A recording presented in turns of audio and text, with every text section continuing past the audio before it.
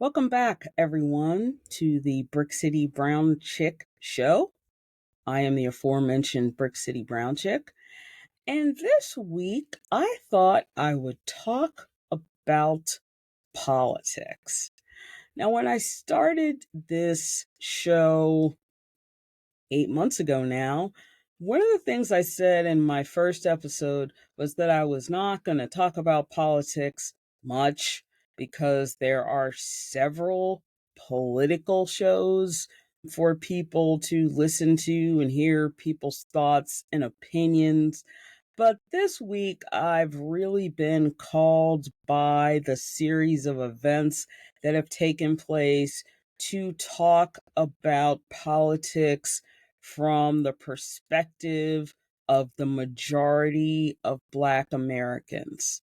Now, I am not talking about the people who have decided to be conservatives for whatever reason. I'm talking about the majority of Black people who are Democrats and, in some cases, liberals. Now, what brought about this particular topic? I have been watching with interest at the, we'll call it self destruction of the gubernatorial candidate for the state of North Carolina, Mark Robinson. Why do I pay such close attention to that race when I don't live in North Carolina?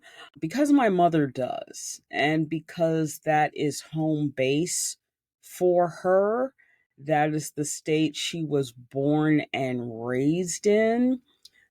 So I always keep a close eye on the political shenanigans, for lack of a better word, that go on there. When this race started, I think a lot of people felt that the likelihood that North Carolina was going to elect a Democratic governor for the second election in a row, well, actually, third election, because the current governor won twice, I think people thought that was slim to none. And they also thought it was unlikely because the Democratic candidate, Josh Stein, is Jewish. And the North Carolina that I spent my summers in with my grandparents when I was a small child in the 70s was not a place that either Black or Jewish people were particularly comfortable running in because it was very much a good old boys network. Now, North Carolina is still very much a good old boys network, but now it's because they've gerrymandered it to the point of insanity, which is what happens in states like North Carolina and Louisiana and Tennessee. This goes on all the time in southern states because the majority wants to make sure that they remain the majority and not allow people of other perspectives and specifically of other races, Black and Hispanic people, to really have a say in the government. People always want to argue that point with me that, quote unquote, America is no longer like that. And that's just a flat out lie. It just is. America is still incredibly racist. And if that's not something you believe, I'm not going to be able to convince you otherwise. I just know that as a Black woman who has lived through all the Republican so called messiahs like Ronald Reagan and Bush the first and Bush the second, and then 45. Yes, I call him that because I refuse to use his name. I just refuse. Having lived through all those people and their disdain for Black people and their sometimes just obvious racism toward Black people, I know otherwise. Now, people who know me who are not Black have asked me in various and sundry ways why Black people are so invested in and dedicated to the Democratic Party. I have heard a lot of modern people, in the 2000s and forward, make the argument that Black people should no longer be loyal to the Democratic Party because they haven't done anything for us. And what the done anything for us is, I'm not exactly sure. That's just the language people use. What I say to them is, okay, if you feel like the Democratic Party hasn't done anything for Black people, that's your prerogative to think. But the way I look at it is the Democratic Party has not set out to destroy Black people the way the Republican Party has. The Republican Party likes to make the argument that we're lazy and unappreciative of America and what it's given us, and at the same time have said we need to get over racism and stop talking about what this country was and talk about what it is. Okay, let's go with that for a minute. You want to talk about what America is. America is a country where the Supreme Court decided in 2013 to gut a major part of the Voting Rights Act. Why did they think that was necessary? If you don't understand the Voting Rights Act, please Google it. But the gist of what the Supreme Court said was the protections that had been afforded to Black people in southern states, and there was a specific list, but it's kind of all the usual suspects: North Carolina, South Carolina, Tennessee, Mississippi, Florida, that whole gang of states, that the Voting Rights Act, the law that was protecting Black people, was no longer necessary because America had passed that point and we were free and we were equal and everything was great. So, what did those states proceed to do or start doing immediately after that ruling? They began to put in voter ID laws and laws about whether in Georgia, like you can't give people water who are standing in long lines to vote, and we're going to make you vote in person, and we want you to have 3 forms of ID. All these sorts of things that they have been barred by law from doing since the Voting Rights Act started. Now it was free range. Now any state can come up with any law they want to try to keep whatever group they want from voting. And I really don't care if people think that's not what these laws are about. That's exactly what they're about. And if you choose to delude yourself into believing that that's not what people are really trying to do, great. Go with God on that one. But that's not how it is. Now, the Mark Robinson case is interesting to me from the school of being a student of political science. I was a political science minor in college. Is I honestly do not believe that all these revelations that have come out about him pretty much since he entered this race are new and that they were unknown to the Republicans. I think the Republicans took a calculated risk and said, hey, this guy supports our guy. He supports 45. 45 likes him. He sings his praises and talks about how he's greater than Martin Luther King, which, oh, for the love of God, don't get me started on that ridiculousness. But they took a calculated risk and said, this is what the people want, and this is what people will choose to vote for. Now, he sailed through the Republican primary. So, this is the guy, this is the person that the Republicans of North Carolina chose to put up for governor. It flabbergasted me when I started reading about who this man was and what he represented, and then listening to him in his own words say crazy things. It just reminded me of just how divided and racist this country chooses to still be.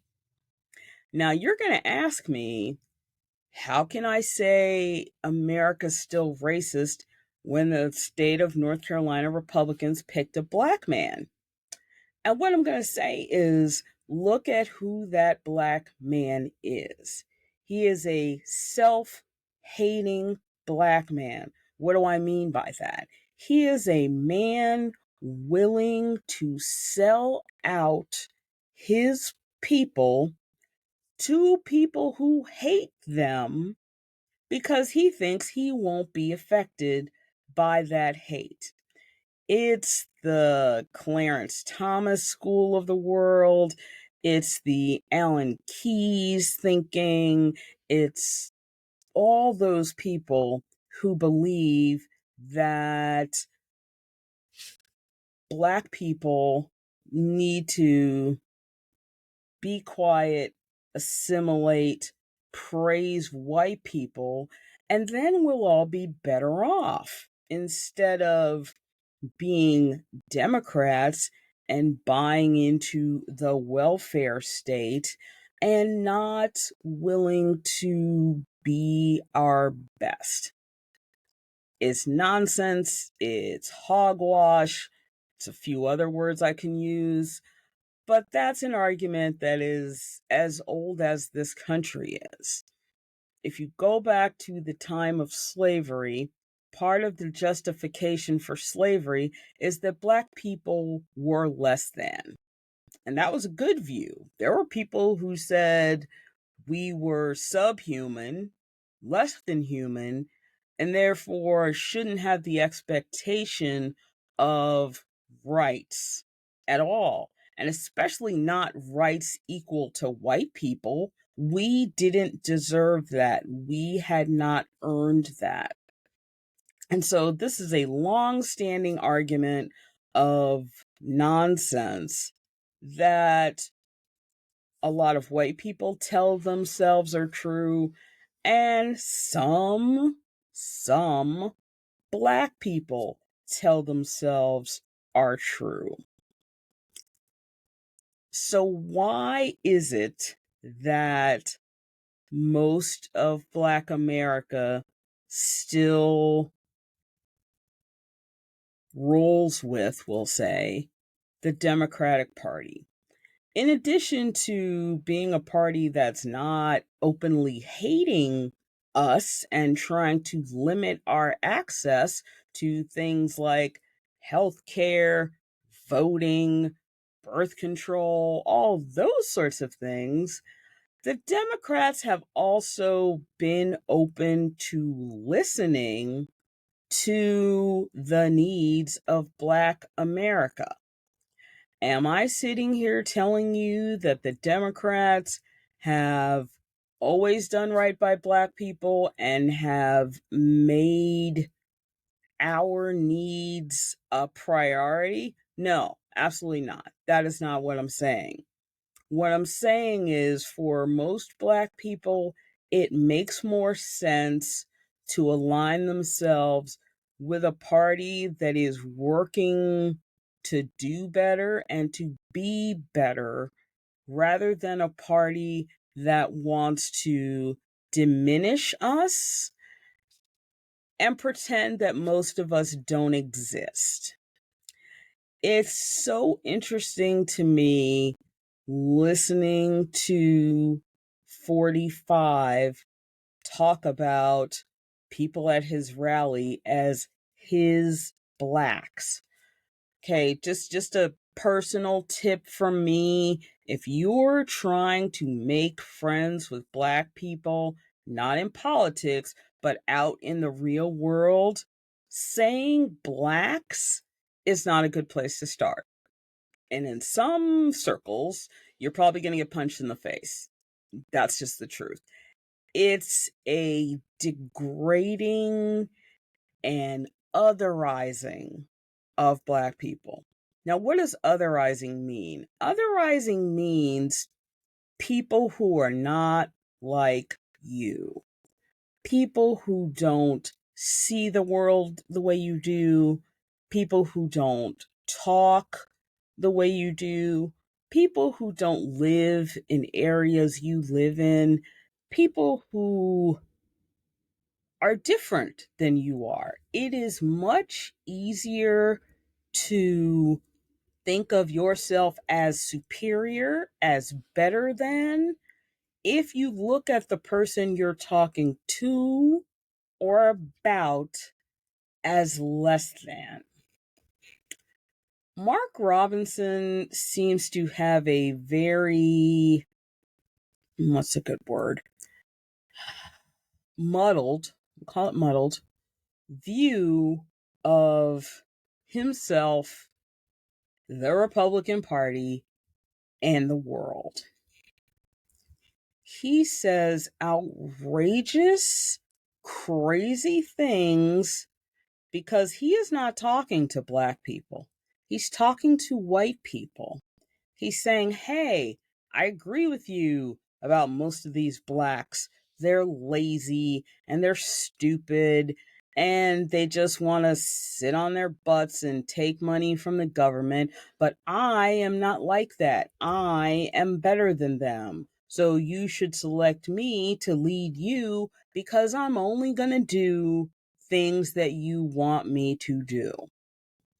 And at the end of the day, a lot of the fear of Kamala Harris is the same fear that white people had about Barack Obama. A lot of white people thought that he was going to be the president for the blacks and not for the entire country. And a lot of people have that feeling about Kamala Harris. And it makes me laugh on some level because what it makes me think is, okay, every single president before her has been a man. And with the exception of one, they've all been white men. And people in this country who are not white have been expected to, put our smiles on and be happy about that. When what everybody wants, regardless of race, is representation. People want to see people who look like them in places of power, not because we expect them to just be on our side, but because we understand that most of them understand that what they are doing is representing who we are. And they have the knowledge, the abilities, the understanding, and the compassion, which is super important, to do things that are in the best interest of everyone, not just in the best interest of white people. It's disheartening, is the word I'll use, watching the Republicans try to rip Kamala Harris apart. Like, oh, she slept her way to the top. Oh, well, when she was a prosecutor, her record was this. Oh, when she was attorney general, she did this and that. Yet she is the most qualified person to ever run for president. And what this goes back to for me as a young child listening to my mother, who said, "You're going to have to work twice as hard and be three times as great as the know nothing white man who walks in the door because of this and because you're a woman." And that's just fact. Now, as a little kid, I was kind of like, what are you talking about? But as I got into my teen years and started to really watch the way politics works in the real world, I realized she was absolutely right, without question. And that is frustrating when you look at the nominee on the other side of the aisle. Yes, he is a former president, but walking into the presidency, he had absolutely no experience in the government, no idea of how the government worked or anything. And as the stories have come out in the years since he left the White House, he really did want to do things that were just unconscionable and ridiculous. One of the stories I find most offensive is his wanting to use real bullets on protesters who were across the street from the White House. And the chairman of the Joint Chiefs and the Secretary of Defense kept telling him, "You can't use bullets on American citizens. You cannot do that." And the argument he made is, well, if we just shoot them in the legs, like it'll make them go down and then we won't have to worry about them. What they ultimately ended up using was tear gas, which was also ridiculous, so he could stand in front of a church and hold a Bible upside down and backwards. It was just so hateful. And what the Republican Party has devolved into over the last 10 years is cruelty. And what they expect from their nominees for any office is that they will go out and be cruel, because the cruelty is the point. The point is to put people of color, and women back in their place so that they, again, as white men and their surrogates like Mark Robinson, can rule the world and not have to deal with all these other people. Mark Robinson is truly an embarrassment to Black people. He is what used to be called an Uncle Tom, and that's a phrase that comes from the book Uncle Tom's Cabin by Harriet Beecher Stowe. And what an Uncle Tom is a person willing to sell out their race in most cases to cozy up to and give white people what they want. And it's putting a black face on white supremacy, which is something I heard over the weekend on one of the weekend shows. And I'm sorry, I can't remember off the top of my head who said it, but it's not mine. But it is absolutely the truth, is putting a black face on white supremacy. That's what people on the right think that Black people are good for. They don't want our independent ideas on how to make our communities better. They just want somebody who is going to regurgitate their talking points but have a black face so that it will go down easier. So, what am I saying at the end of this video? I am saying that most people, most Black people, still stay with the Democratic Party because we are looking for the optimism and the hope of people who will hear us, be interested in what we have to say, and will work toward making America a better place for everybody, not just for white men. Now, some of you at the end of this video may be thinking, okay, so you're saying all white people are racist and all Republicans are racist. That's not what I'm saying.